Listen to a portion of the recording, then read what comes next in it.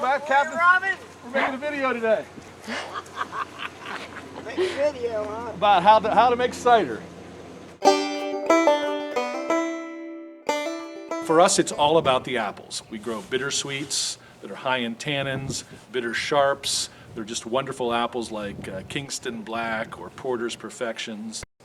Sharp apples, which are high in acidity, and then a lot of just flavorful heritage apples that make a great base juice for either fresh cider or hard cider. Things like Roxbury Russet, the Newtown Pippin, Ashmead's Kernel, a lot of apples that were grown historically in the United States for making hard cider.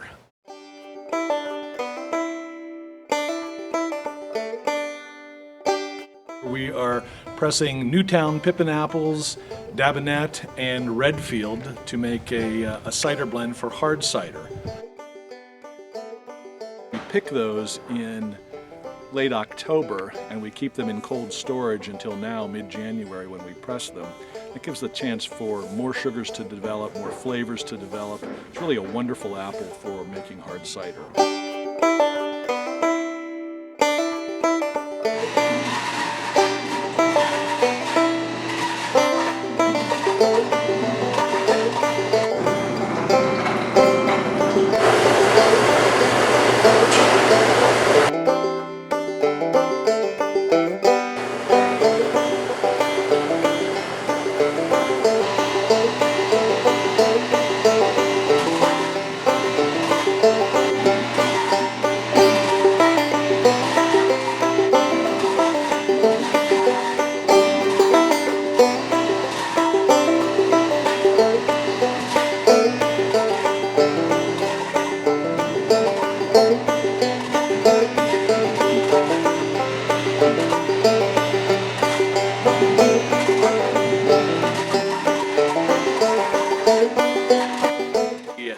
Applesauce, or the pumice as we call it, falls down into a tank below the grinding head, and we pump that over to our rack and cloth press. We have a 28-inch hydraulic rack and cloth press, and basically we build cheeses.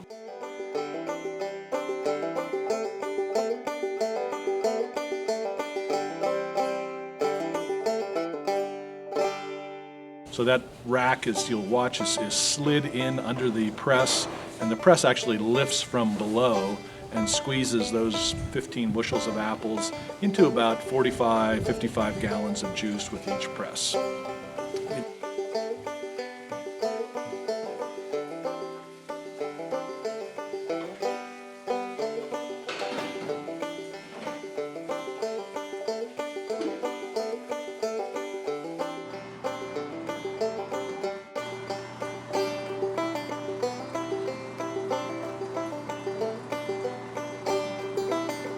And then we press once or twice a week, beginning the 1st of September through mid-January.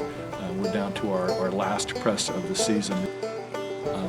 It's just a rinse and repeat. We do this all day long, and we'll probably fill one of those stainless tanks inside there, about 500 gallons today.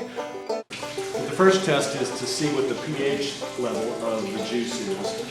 So I'll dip this test strip into the juice and then take it over into the natural light to check it on this scale.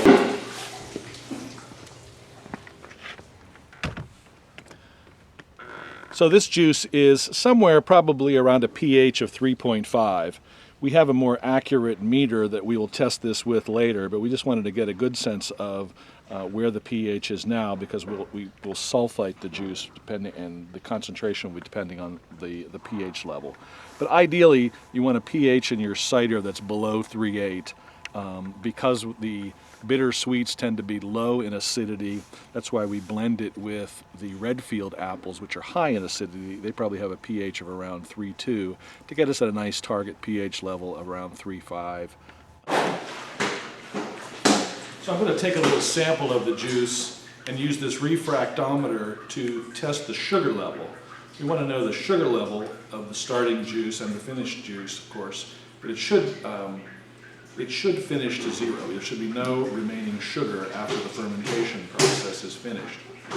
All of the sugar that's in the apple will be converted either into alcohol or CO2, as a byproduct. So we want to know the starting sugar of the juice. Put a little bit on this refill timer, and we'll step outside and look in the light. So the starting Brix is right under 14, which will be a real nice finished alcohol, probably around 7.5%. So once the press has finished, those 4-inch stacks of apple pumice we press down into this remainder, which is probably about a 1/2 inch to 1 inch thick, and it's completely devoid of juice. It still has the seeds in it. You'll see some peels. There's a couple seeds there. We take this to the South Mountain Creamery, and they mix it in with their other food rations for the dairy cattle.